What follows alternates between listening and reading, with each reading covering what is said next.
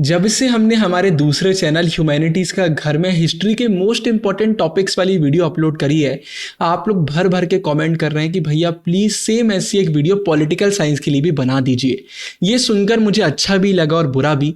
अच्छा इसलिए लगा कि चलो कम से कम आप पॉलिटिकल साइंस में ध्यान दे रहे हैं, मेहनत कर रहे हैं, लेकिन बुरा इसलिए लगा कि मैंने आज से 2 महीने पहले ऑलरेडी इस टॉपिक पर एक वीडियो बना दी थी। लेकिन मैं समझता हूँ यूट्यूब इतनी वीडियोज़ को पुश नहीं करता है, पुरानी ये वीडियोज़ दब जाती हैं, इसलिए आज इस वीडियो को मैं फिर से रीअपलोड कर रहा हूं। ये वीडियो बहुत ज़्यादा इंपॉर्टेंट है। इसमें मैंने आपको बताया है कि हर एक चैप्टर में कौन से ऐसे टॉपिक्स हैं जो बार बार रिपीट होते हैं और उनसे कैसे क्वेश्चंस पूछे जाते हैं।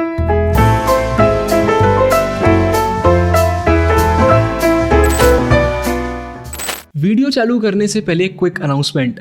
15 जनवरी 2025 से हमारी class 12 political science and history की लाइव क्लासेस 2.0 चालू हो रही हैं। ज़रूर से एनरोल कर लीजिए। पूरी एनसीईआरटी हम कराएंगे, अप्रॉक्स 20 डेज में आपका सिलेबस करा देंगे। आप किसी भी बोर्ड में हो, अगर आप एनसीईआरटी फॉलो करते हैं तो आप एनरोल कर सकते हैं। बहुत ही अफोर्डेबल क्लासेस हैं। इसमें आपको लाइव क्लासेस देखने को मिलेंगी, उनकी रिकॉर्डिंग्स देखने को मिलेंगी, हमारे प्रीमियम नोट्स मिलेंगे, हाईलाइटेड एनसीईआरटी मिलेगी, सारे इंपॉर्टेंट क्वेश्चंस मिलेंगे। 24/7 आप हमसे कनेक्टेड रहेंगे। आपको टेलीग्राम पर प्रीमियम ग्रुप्स भी देखने को मिलेंगे, जहां बच्चों के साथ भी आप बात कर सकते हैं, अपने डाउट्स पूछ सकते हैं और हम तो कनेक्टेड आपसे रहेंगे। मतलब हर एक वो चीज जो आपको टॉपर बनाने के लिए जरूरी है वो आपको हमारी लाइव क्लासेस में देखने को मिलेगी। तो हिस्ट्री पॉलिटिकल साइंस की लाइव क्लासेस चालू हो रही हैं। डिस्क्रिप्शन में सारे लिंक हैं, जल्दी से एनरोल करिए। अभी ऑफर्स चल रहे हैं, बाद में खत्म हो जाएंगे। पिछले 3 महीनों में 1000+ बच्चे हमारी लाइव क्लासेस में एनरोल कर चुके हैं और अब आपकी बारी है, तो जरूर से एनरोल करिए। मैं आपसे मिलता हूं लाइव क्लासेस में और अभी वीडियो को चालू करते हैं। अब यहाँ पर आप नोटिस करेंगे कि आपके लिए मैं डिजिटल बुक लेकर आया हूँ, फिजिकल बुक की वीडियो नहीं बना रहा हूँ मैं। इसके पीछे एक बहुत इंपॉर्टेंट रीजन है कि पॉलिटिकल साइंस की बुक चेंज हो गई है। बहुत सारे टॉपिक्स डिलीट हो गए हैं, कुछ टॉपिक्स में हमें नई इन्फॉर्मेशन देखने को मिल रही है, इसलिए नई एनसीईआरटी को फॉलो करना मस्ट है।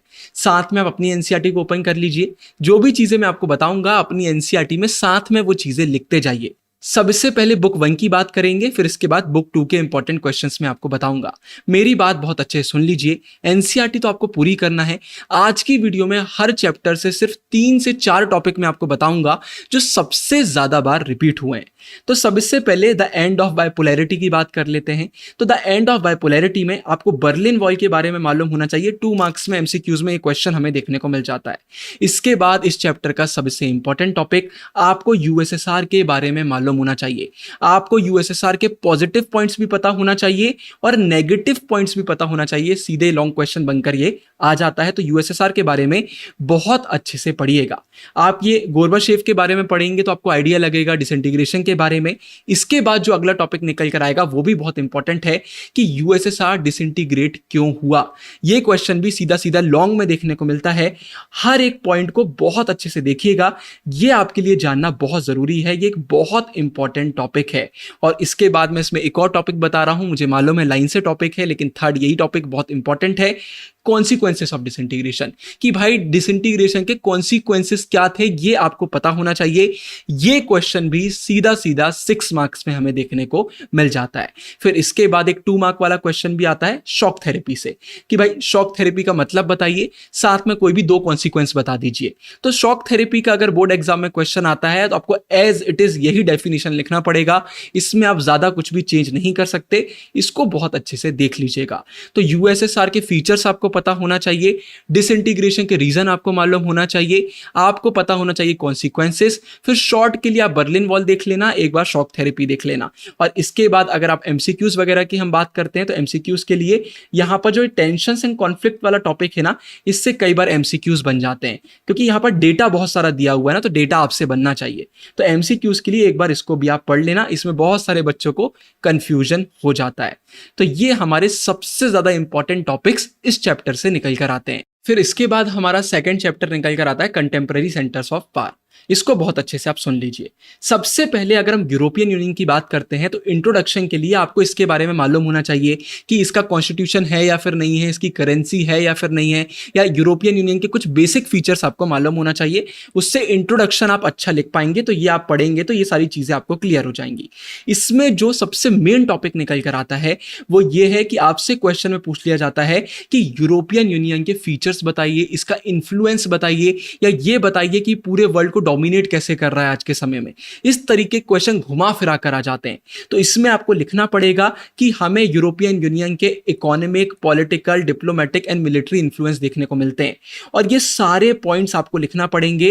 ये क्वेश्चन ज्यादातर 6 मार्क्स में देखने को मिलता है।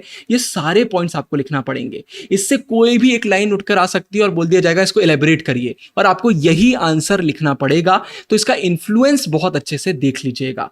इसके बाद अगर हम आसियान की बात करते हैं तो आसियान के आपको फाउंडिंग मेंबर्स पता होना चाहिए, डेट आपको पता होना चाहिए, इसके ऑब्जेक्टिव्स आपको पता होना चाहिए। 2 मार्क्स में इसके ऑब्जेक्टिव्स पूछ लेते हैं, एमसीक्यूज में पूछ लेते हैं, और आपको इसके पिलर्स मालूम होना चाहिए। पिलर्स से क्वेश्चन आता है। आसियान वे से क्वेश्चन आ जाता है 2 मार्क्स में कि आसियान वे से आप क्या समझते हैं। तो बेसिक चीजें इसके बारे में आपको पता होना चाहिए जो मैंने आपको बताई। फिर इसके बाद अगर हम आगे बढ़ते हैं, हम चाइना की बात करते हैं, तो चाइना का डेटा बहुत इंपॉर्टेंट है कि भाई चाइना ने ओपन डोर पॉलिसी कब अपनाई, चाइना में प्राइवेटाइजेशन, मॉडर्नाइजेशन हमें कब देखने को मिला। तो ये डेटा इंपॉर्टेंट है। चाइना तो हमेशा से एक इंपॉर्टेंट टॉपिक रहा है, तो इसका डेटा जरूर से देख लीजिएगा। लेकिन इस चैप्टर में सबसे ज्यादा इंपॉर्टेंट यूरोपियन यूनियन है। उसका इन्फ्लुएंस वाला क्वेश्चन तो बहुत बार पूछा गया है, उसको बहुत अच्छे से आप देख लीजिएगा। सिर्फ और सिर्फ सबसे ज्यादा रिपीट होने वाले टॉपिक्स ही मैं आपको बता रहा हूं। इसके बाद कंटेम्प्रेरी साउथ एशिया की अगर हम बात करते हैं तो ये तो बहुत एक सिंपल सा क्वेश्चन है, आपको साउथ एशिया के बारे में पता होना चाहिए, नहीं तो आप इंट्रोडक्शन अच्छे से नहीं लिख पाएंगे। तो थोड़ा बहुत इसको आप देखिएगा। इसमें जो सबसे इंपॉर्टेंट टॉपिक्स है वो मैं आपको बता रहा हूं। पहला निकल कर आता है पाकिस्तान। पाकिस्तान के क्वेश्चन आते ही आते हैं, आपको पाकिस्तान बनना चाहिए। पाकिस्तान के बाद दूसरा इसमें बांग्लादेश भी बहुत इंपॉर्टेंट है, और बांग्लादेश तो अभी थोड़ा ट्रेंड में भी है, तो बांग्लादेश आपसे बनना चाहिए। और तीसरा इसमें जो इंपॉर्टेंट है, जो सबसे ज्यादा बार रिपीट हुआ है, वो है श्रीलंका, क्योंकि वहां पर हमें एथनिक कॉन्फ्लिक्ट देखने को मिल जाता है। तो श्रीलंका वाले टॉपिक को बहुत अच्छे से देख लीजिएगा। बाकी टॉपिक से भी कभी ना कभी क्वेश्चन आए हैं, लेकिन पाकिस्तान, बांग्लादेश और श्रीलंका, इन 3 टॉपिक से सबसे ज्यादा बार क्वेश्चन रिपीट हुए हैं। तो इन्हें आप बहुत अच्छे से देख लेना, ये इंपॉर्टेंट है। और अगर इंडिया एंड इट्स नेबर की बात करते हैं तो इसमें मेन आपको पाकिस्तान से पता होना चाहिए कि पाकिस्तान से हमारा क्या लेना देना है। और आखिरी में सार्क के बारे में दिया हुआ है, तो 2 मार्क्स 4 मार्क्स एमसीक्यू के लिए थोड़ा सा सार्क का नॉलेज भी जरूर से रखिएगा। वीडियो में आगे बढ़ने से पहले एक बहुत इंपॉर्टेंट अनाउंसमेंट, हमारा क्लास 12th प्लस CUT का इंग्लिश कोर्स लॉन्च हो चुका है। अगर आपने अभी तक एनरोल नहीं करा है तो जरूर से कर लीजिए। इस कोर्स में हम बोर्ड्स का पूरा सिलेबस आपको करवाएंगे, CUT का पूरा सिलेबस कराएंगे। इतनी अफोर्डेबल प्राइस में इतना प्रीमियम कोर्स आपको देखने को मिल ही नहीं सकता। सिंपली आपको हमारी वेबसाइट पर जाना है, आपको इंग्लिश कोर्स पर क्लिक करना है। क्लिक करने के बाद सबसे पहले प्रीव्यू में क्लिक कर डेमो वीडियोस आपको देखना है। अगर आपको डेमो वीडियोस पसंद आती हैं तो उसके बाद आप एनरोल कर सकते हैं। आप लाइव क्लासेस भी अटेंड कर सकते हैं। अगर लाइव क्लासेस अटेंड नहीं कर पाते हैं तो रिकॉर्डिंग्स भी आपको देखने को मिलेंगी। CUT का पूरा सिलेबस हम कवर करवा रहे हैं और साथ में भर भर के रिसोर्सेस प्रोवाइड कर रहे हैं। तो कुल मिलाकर अगर आप इस कोर्स में एनरोल करेंगे तो बोर्ड्स में भी टॉपर बनेंगे और CUT में भी आप टॉपर बनेंगे। तो अभी हमारी वेबसाइट पर जाइए, हमारी एप्लीकेशन डाउनलोड करिए और इसी वक्त इंग्लिश के कोर्स में एनरोल करिए। आज नहीं करेंगे तो बाद में बहुत लेट हो जाएंगे। तो बिल्कुल भी ज्यादा सोचने की जरूरत नहीं है, आपको हम टॉपर बना के ही छोड़ेंगे। अब वीडियो में आगे बढ़ते हैं। फिर इसके बाद हमारा अगला चैप्टर निकल कर आता है इंटरनेशनल ऑर्गेनाइजेशंस। इसमें कुछ टॉपिक्स बहुत ज्यादा इंपॉर्टेंट है, बहुत अच्छे से सुनिए। सबसे पहले वाई इंटरनेशनल ऑर्गेनाइजेशन को थोड़ा सा पढ़ लेना, इंट्रोडक्शन में आपके काम आएगा कि क्यों जरूरी है। लेकिन ये वो क्वेश्चन नहीं है जिनकी मैं बात कर रहा हूं, इसको आप देख लेंगे। इसके बाद आपको UN के बारे में पता होना बहुत जरूरी है। UN का कोई भी क्वेश्चन आएगा तो आपको UN का इंट्रोडक्शन तो देना पड़ेगा। UN किसका सक्सेसर है, कब बना, कितने मेंबर स्टेट्स हैं, इसके कौन से प्रिंसिपल ऑर्गन्स हैं, ये आपको आइडिया तो होना चाहिए। इसमें जो सबसे इंपॉर्टेंट क्वेश्चन निकल कर आता है, पहला तो ये टॉपिक है, आपको रिफॉर्म के बारे में मालूम होना चाहिए। इसको बहुत अच्छे से कर लेना। ये पॉइंट आपको लिखना पड़ेंगे कि भाई 2 बेसिक काइंड के रिफॉर्म यूएन फेस कर रहा है। ये बहुत इंपॉर्टेंट है, अगर इसको आप भूल गए तो आप आंसर नहीं लिख पाएंगे। तो ये पूरे टॉपिक को बहुत अच्छे से आप करना। और इसके बाद जो दूसरा टॉपिक निकल कर आ रहा है, reform of structures and processes, ये भी बहुत ज्यादा इंपॉर्टेंट है, सीधा सीधा 6 मार्क्स में आ जाता है। आपको ये तीनों पॉइंट मेंशन करना पड़ेंगे और आगे ये सारे पॉइंट्स भी आपको लिखना पड़ेंगे। तो ये दोनों टॉपिक बहुत बहुत अच्छे से कर लेना, ये बहुत इंपॉर्टेंट है। इसके बाद 2 मार्क्स और 4 मार्क्स की बात करते हैं तो आपको सिक्योरिटी काउंसिल के बारे में पता होना चाहिए। यूएनएससी के क्वेश्चन आ जाते हैं 2 मार्क्स में, 4 मार्क्स में एमसीक्यू में, कितने मेंबर्स हैं, वीटो पावर क्या होता है, तो इसको एक बार जरूर से आप देख लेना। बाकी ये 2 टॉपिक, ये वाला टॉपिक और ये वाला टॉपिक बहुत बहुत अच्छे से कर लेना। फिर इसके बाद अगला टॉपिक आता है सिक्योरिटी। अब यहां पर देखिए हर एक टॉपिक इंपॉर्टेंट है क्योंकि बार बार रिपीट हुआ है, लेकिन फिर भी मैं आपको बता देता हूं कौन से ऐसे हैं जो सबसे ज्यादा बार रिपीट हुए हैं। ये तो बेसिक आइडिया आप ले लेना। यहां पर आपको ट्रेडिशनल नोशन के बारे में पता होना चाहिए। अब इसके अंदर कुछ ऐसे टॉपिक्स है जो बार बार आते हैं, वो सुनिए, वो मैं आपको बता रहा हूं। सबसे पहला है कंपोनेंट्स। ये आपको मालूम होना चाहिए कि कोई भी अगर वॉर का थ्रेट है तो गवर्नमेंट कैसे रिस्पॉन्ड करती है। और यहां पर जो ये पॉइंट्स दिए हुए हैं, कंपोनेंट्स दिए हुए हैं, ये बहुत बहुत इंपॉर्टेंट हैं। इन कंपोनेंट्स को बहुत अच्छे से देख लेना, ये इंपॉर्टेंट निकल कर आता है। यहां पर देखिए 4th कंपोनेंट दिया हुआ है, तो जहां पर भी 1st, 2nd, 3rd, 4th वाले पैराग्राफ रहते हैं पॉलिटिकल साइंस में बहुत इंपॉर्टेंट रहते हैं, तो इसको आप बहुत अच्छे से देखना। फिर आगे बढ़ते हैं, ये सब आप पढ़ना, ये वो इतना इंपॉर्टेंट नहीं है जो बार बार रिपीट हो। जो रिपीट होता है वो मैं आपको बताता हूं। इसके बाद ये रिपीट होता है, आपको मालूम होना चाहिए डिसआर्मामेंट का मतलब क्या होता है, आर्म्स कंट्रोल, कॉन्फिडेंस बिल्डिंग, इन सब का मतलब क्या होता है, इसको एक बार अच्छे से जरूर से देखना। फिर इसके बाद न्यू थ्रेट्स में टेररिज्म एक ऐसा टॉपिक है जो पिछले कुछ सालों से रिपीट हो रहा है, तो इसको एक बार आप देखना। और आखिरी एक बहुत इंपॉर्टेंट टॉपिक निकल कर आता है, जब हम इंडिया की बात करते हैं तो इंडिया के कंपोनेंट्स आपसे बनना चाहिए। 1st कंपोनेंट, 2nd और ये देखिए 3rd और ये फाइनल, इसको बहुत अच्छे से देख लेना, ये बहुत बहुत इंपॉर्टेंट है। जो कंपोनेंट्स वाले टॉपिक हैं इस चैप्टर के, वो बहुत बार रिपीट होते हैं। फिर इसके बाद अगर हम इन्वायरमेंट वाले चैप्टर की बात करते हैं तो सबसे पहले तो ये जो आपको इश्यूज दिए हुए हैं इन्वायरमेंट रिलेटेड, इनको देख लेना। अगर क्वेश्चन आता है तो ये आपको मेंशन करना पड़ेंगे, ये आपसे बनना चाहिए। इसके बाद आगे बढ़ेंगे, ये सारे टॉपिक ये 2 मार्क्स में आ जाता है कई बार की। बताइए ग्लोबल कॉमन से आप क्या समझते हैं, 2 मार्क्स के हिसाब से ठीक है। लेकिन इस चैप्टर का जो सबसे ज्यादा इंपॉर्टेंट टॉपिक निकल कर आता है वो है कॉमन बट डिफरेंशिएटेड रिस्पॉन्सिबिलिटीज। ना जाने कितनी बार ये एग्जाम में आ चुका है, ये टॉपिक एक बहुत ज्यादा इंपॉर्टेंट है, इसको पूरा आप अच्छे से देख लेना। इसके बाद यहां पर आप क्योटो प्रोटोकॉल के बारे में पढ़ लेना। क्योटो प्रोटोकॉल एक इंपॉर्टेंट निकल कर आता है, बुक में आपको बार बार देखने को मिलेगा, ये आप जरूर से देखना। और इसके बाद फिर आगे जो चीजें दी हुई हैं ये भी रिपीट होती हैं लेकिन इतनी इंपॉर्टेंट नहीं है। यहां पर आप ऑयल वाटर को थोड़ा एक बार जरूर से पढ़ लेना, ये आपको दोनों पूछे जा सकते हैं, इन्हें देखना और फिर आप सीधे आगे बढ़ना। मैं फिर से रिपीट करूंगा, मैं सिर्फ आपको वही टॉपिक बता रहा हूं जो बार बार रिपीट होते हैं। तो इस चैप्टर में जो सबसे पहले इश्यूज दिए हुए हैं और इसके बाद कॉमन बट डिफरेंशिएटेड रिस्पॉन्सिबिलिटीज वाला टॉपिक है, ये बार बार रिपीट हुआ है, तो इसको आप बहुत अच्छे से करेंगे। बाकी एनसीईआरटी तो पूरी आप करेंगे। फिर ग्लोबलाइजेशन की बात करते हैं तो ग्लोबलाइजेशन में डेफिनेशन तो पता होना ही चाहिए इंट्रोडक्शन के लिए। इसके बाद जो ग्लोबलाइजेशन से टॉपिक बार बार रिपीट होता है, मतलब ऐसा टॉपिक जो बार बार पूछा जाता है, वो है कॉन्सिक्वेंसेस। कॉन्सिक्वेंसेस बताइए, पॉलिटिकल कॉन्सिक्वेंसेस बताइए, इकोनॉमिक कॉन्सिक्वेंसेस बताइए और इसके बाद आखिरी में कल्चरल बताइए। कल्चरल वाला सबसे ज्यादा इंपॉर्टेंट है क्योंकि इसमें हमको क्या देखने को मिल जाता है, हमें होमोजेनाइजेशन देखने को मिल जाता है, हेटेरोजेनाइजेशन देखने को मिल जाता है। तो ये तीनों कॉन्सिक्वेंसेस को बहुत अच्छे से पढ़ लीजिएगा, 6 मार्क्स में सीधा सीधा क्वेश्चन आ जाता है। और इसके बाद आखिरी में थोड़ा सा रेजिस्टेंस के बारे में भी पढ़ लीजिएगा कि भाई इंडिया का क्या रेजिस्टेंस है, बाकी कंट्रीज का क्या है, क्यों ग्लोबलाइजेशन को सब सपोर्ट नहीं करते हैं, लेकिन सबसे इंपॉर्टेंट मैंने आपको बता दिए। तो इसी के साथ हमारी ये वाली बुक तो कंप्लीट हो जाती है। अब बुक 2 की बात कर लेते हैं। अब अगर हम बुक 2 की बात करते हैं तो टोटल इसमें हमें 8 चैप्टर्स देखने को मिल जाते हैं। अब बुक 2 में तो यार टॉपिक के अंदर भी बहुत सारे ऐसे टॉपिक है जो बार बार रिपीट होते हैं, लेकिन मेरी पूरी कोशिश यही है कि सिर्फ मैं आपको 2 से 3 टॉपिक्स बताऊंगा जो सबसे ज्यादा बार रिपीट हुए हैं।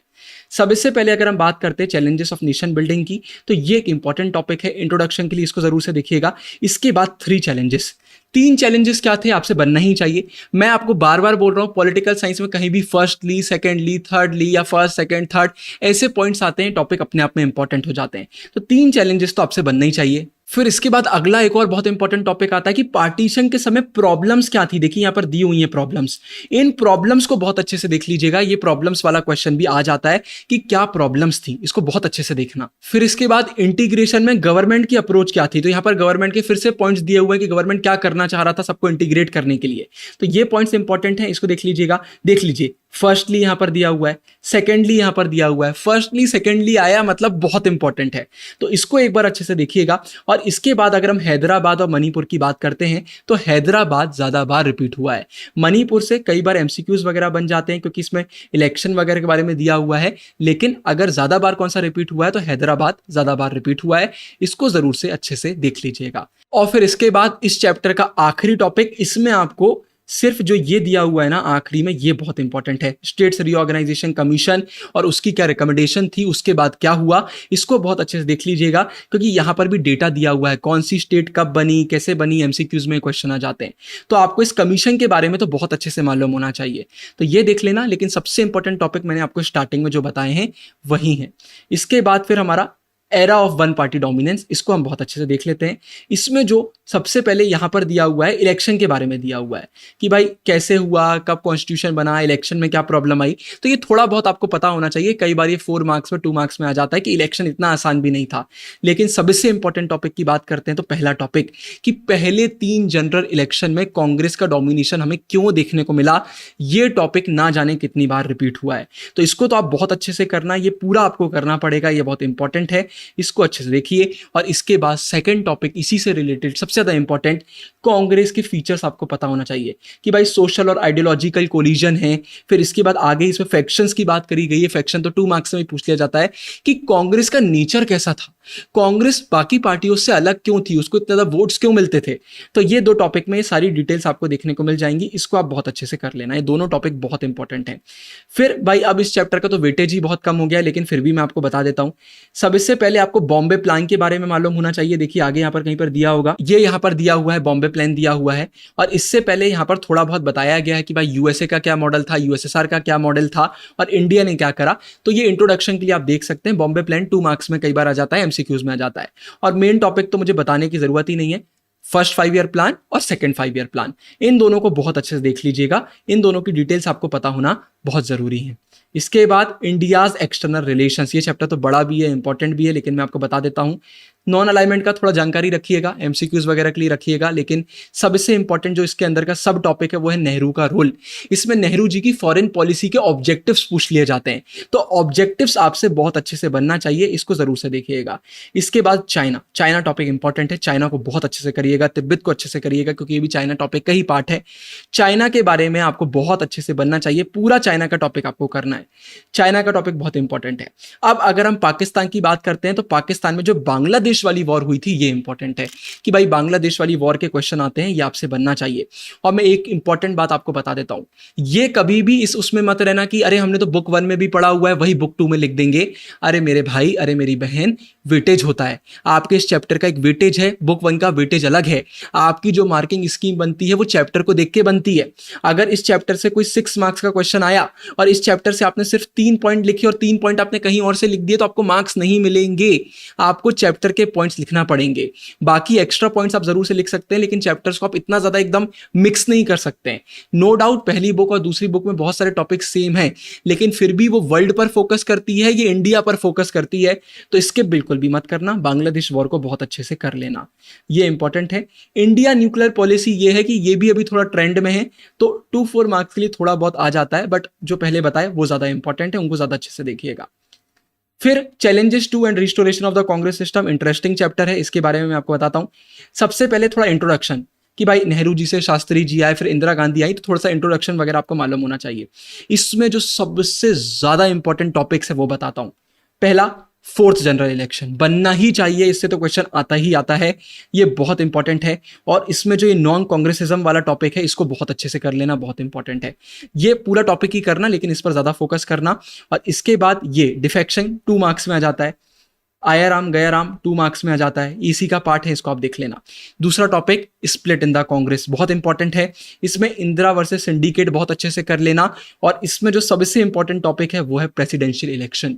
ये कार्टून भी बहुत इंपॉर्टेंट है, ये टॉपिक भी बहुत इंपॉर्टेंट है, तो ये टॉपिक बहुत अच्छे से कर लेना। और पहले जो मैंने स्टार्टिंग में बताया उस टॉपिक को बहुत अच्छे से कर लेना, ये बहुत बहुत ज्यादा इंपॉर्टेंट है। इसके बाद आगे बढ़ते हैं, ये सब नहीं। इसके बाद अगला, the crisis of democratic order, इसको अब हम देख लेते हैं। सबसे पहले गुजरात और बिहार के मूवमेंट, ये तो बताने की जरूरत नहीं है, इंपॉर्टेंट है, इनको आप जरूर से पढ़ना। इसके बाद आपको भाई इमरजेंसी का पूरा नॉलेज होना जरूरी है इस चैप्टर में। अगर आपको इमरजेंसी का नॉलेज नहीं है तो फिर आप आंसर कैसे लिखोगे। तो ये सारे टॉपिक करना, क्या हुआ, क्यों इमरजेंसी लगी। लेकिन इमरजेंसी के अंदर सबसे ज्यादा इंपॉर्टेंट टॉपिक कौन से है वो मैं आपको बता देता हूं। सबसे पहले इसमें जो सबसे इंपॉर्टेंट टॉपिक आता है, कॉन्सिक्वेंस जरूर से देखना कि भाई इमरजेंसी के क्या कॉन्सिक्वेंसेस थे। और मैं तो बोलूंगा इससे पहले जो स्टार्टिंग में दिया हुआ है उसको भी जरूर से देखना। ठीक है, कॉन्सिक्वेंसेस पर क्वेश्चन आ जाता है कि इमरजेंसी के कॉन्सिक्वेंसेस बताइए। और इसके बाद lessons, first lesson, secondly, thirdly, ये जरूर से देखना। ये क्वेश्चन बहुत बार रिपीट हुआ है बोर्ड में कि इमरजेंसी से क्या लेसन्स हमें देखने को मिले। तो ये एज इट इज आंसर आपको लिखना पड़ेगा। जो मेन लाइन है उसमें आप ज्यादा चेंजेस नहीं कर सकते, इसको जरूर से देख लीजिएगा, ये इंपॉर्टेंट है। जनता गवर्नमेंट का थोड़ा सा आइडिया रखिएगा, एमसीक्यू वगैरह में आ जाता है और आप आंसर में भी कहीं ना कहीं इसको जरूर से ऐड कर सकते हैं। अगला चैप्टर निकल कर आता है रीजनल एस्पिरेशंस। अब इसमें भी बहुत सारे टॉपिक्स हैं, आपको मैं बता देता हूं।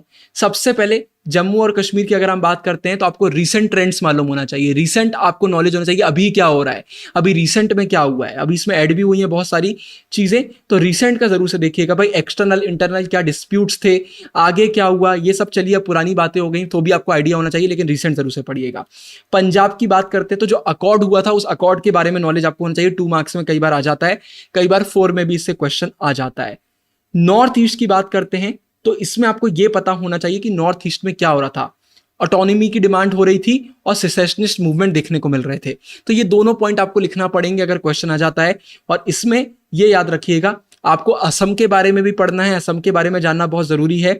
और पीछे अगर हम जाएं तो यहाँ पर मीजो के बारे में भी दिया होगा, वो भी आपको पता होना चाहिए। मीजो और असम दोनों के बारे में बहुत अच्छे से पढ़ लीजिएगा।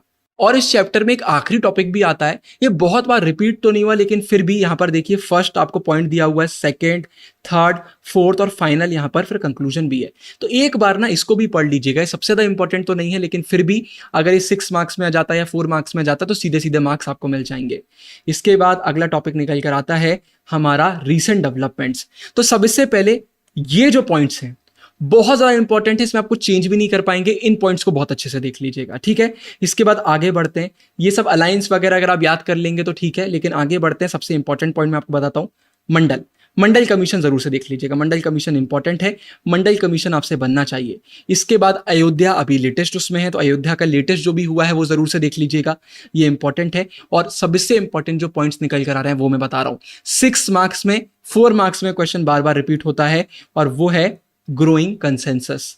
फर्स्ट, सेकेंड, थर्ड, फोर्थ, इसको बहुत अच्छे से देख लीजिएगा। सीधा 4 मार्क में आ जाएगा या फिर 6 में भी आ सकता है, ऊपर नीचे और कुछ भी पूछ लिया जाएगा। इसको बहुत अच्छे से देख लीजिएगा। और इसी के साथ ये वाली बुक भी हमारी कंप्लीट हो जाती है। तो जो भी टॉपिक्स मैंने बताए ये सबसे ज्यादा इंपॉर्टेंट हैं, इन्हें ज्यादा मोहब्बत दीजिएगा। बाकी करना तो पूरी एनसीईआरटी है। सबसे पहले एनसीईआरटी करिए, फंसना पक्का है सीरीज करिए, बस आप बोर्ड्स के लिए रेडी हैं। फंसना पक्का है क्वेश्चन आंसर वाली भी करना और सीयूटी में एमसीक्यूज वाली भी करना, बोर्ड्स के लिए फिर आप एकदम रेडी हैं। अगर आपने अभी तक हमारी लाइव क्लासेस ज्वाइन नहीं करी है तो जरूर से कर लीजिए।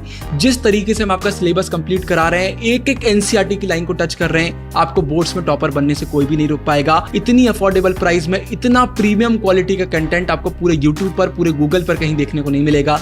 तो हमारी लाइव क्लासेस जरूर से ज्वाइन करिए। इस वीडियो के लिए इतना ही। साइनिंग ऑफ, गुरु टेहंगुरिया।